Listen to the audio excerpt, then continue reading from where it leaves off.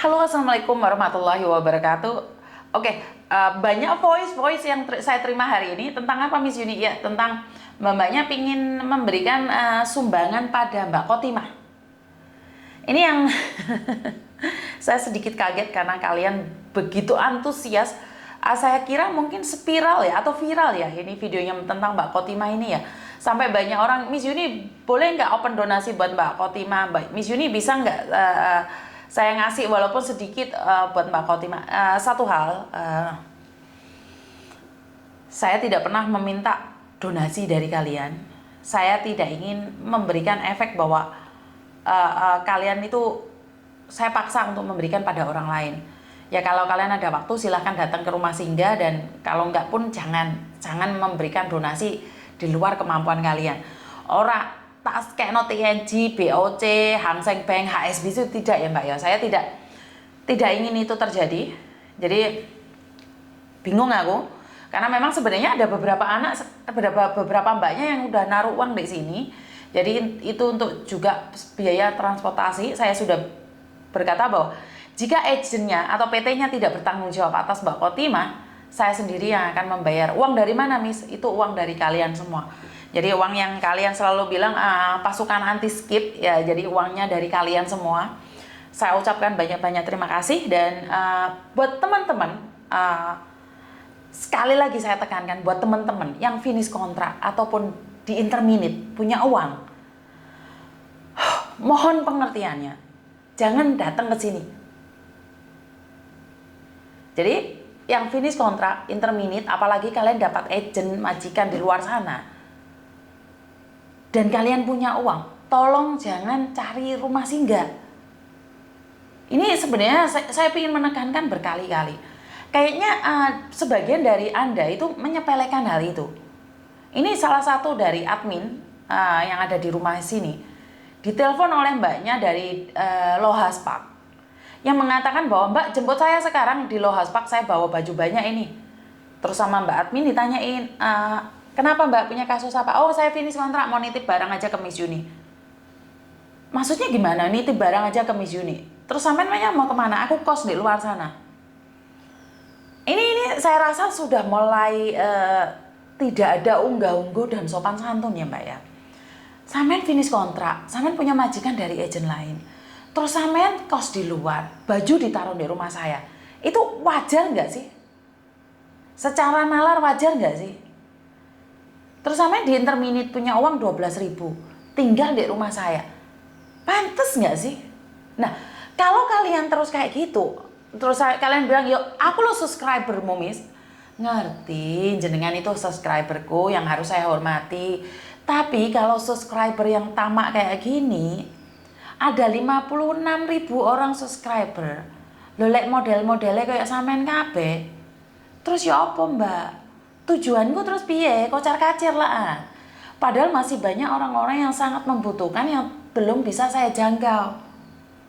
Jadi jangan ngomong, lah orang lain bisa tinggal di situ, kenapa saya enggak? Kan saya pasukan anti skip. Loh terus sampean memang anti skip nggak ikhlas, yuk jangan.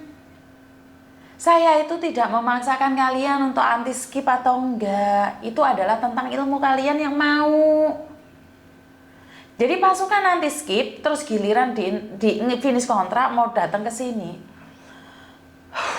Padahal dia punya agent dan punya majikan baru. Titip tas. Iku wis gak masuk akal loh Mbak.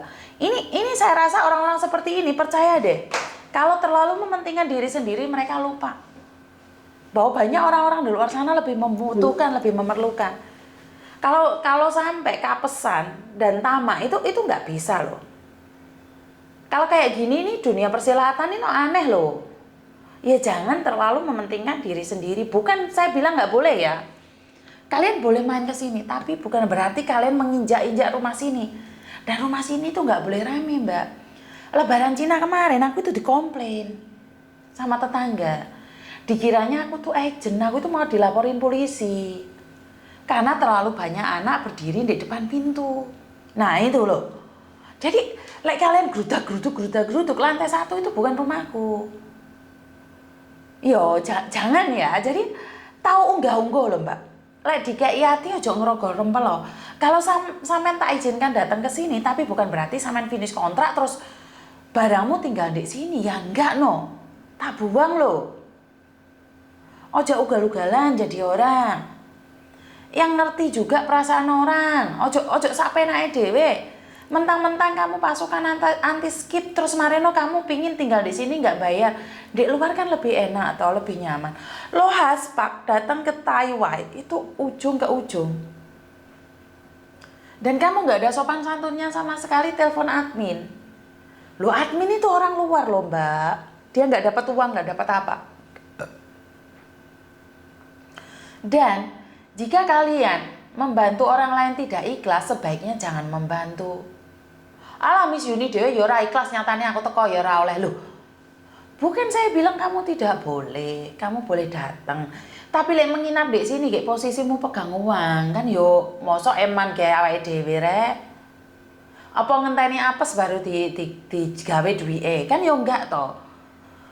Harusnya kamu itu membantu orang-orang yang di atas sana yang membutuhkan.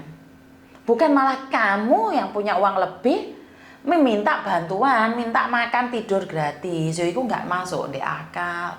Tapi kembali lagi, memang kalau niatmu seperti itu, kemanapun kamu pergi, kamu tidak akan pernah bahagia. Buat makan diri sendiri aja medit, buat tidur diri sendiri aja medit. Terus kon piye? Saya selalu bilang bahwa adat istiadat, adab itu perlu. Ojo sakarepmu dhewe karena kamu merasa membeli. Jangan sekarepmu dewe karena kamu merasa membayari. Ya saya lihat ada beberapa orang yang makan di restoran dengan gaya wah kan, dan bentak-bentak para petugas pegawainya karena mereka membayar lebih atau ngasih tips yang lebih. Itu menandakan bahwa kita itu orang yang tidak bahagia. Orang yang ngamuan itu adalah orang-orang yang tidak bahagia. Wes anggap aja kayak gitu. Kalau orang bahagia dia akan menetralisir hatinya.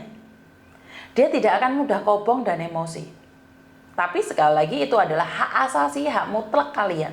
Untuk melakukan apapun terserah kalian. Cuman saya pesen, rumah ini rumah anak saya.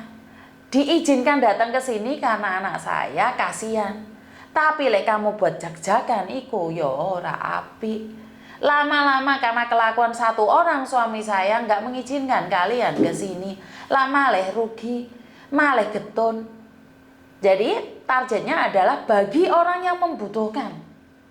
Lho aku ya butuh Miss. Wong aku iki yo metu kok majikan. Lu ngerti kok butuh, tapi kan dibandingkan sama anak yang diusir majikan, yang diinterminin nggak dikasih uang langsung suruh pergi tengah malam. Itu kan penting mana? Kamu lebih rela tidur di tempat saya padahal kamu punya uang, atau kamu lebih rela orang lain yang tidak punya uang, tidak punya apa-apa tidur di jalanan?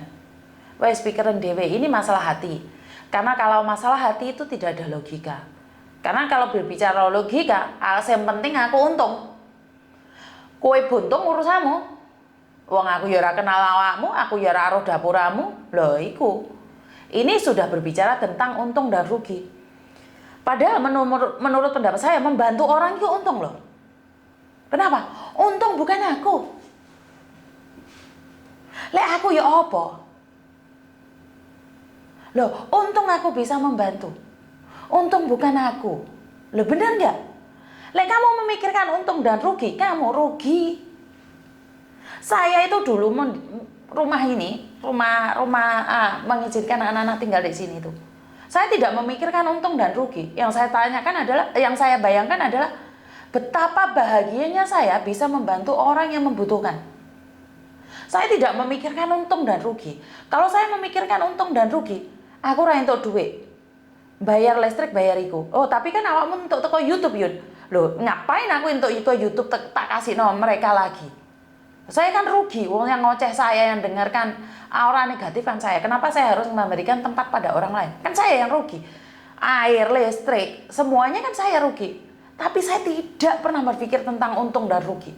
Yang saya tahu adalah saya melakukan ini dengan bahagia, saya lebih bahagia lagi kalau saya bisa membantu orang lain. Karena saat saya membantu orang lain, saya cuma berpikir satu, untung bukan aku.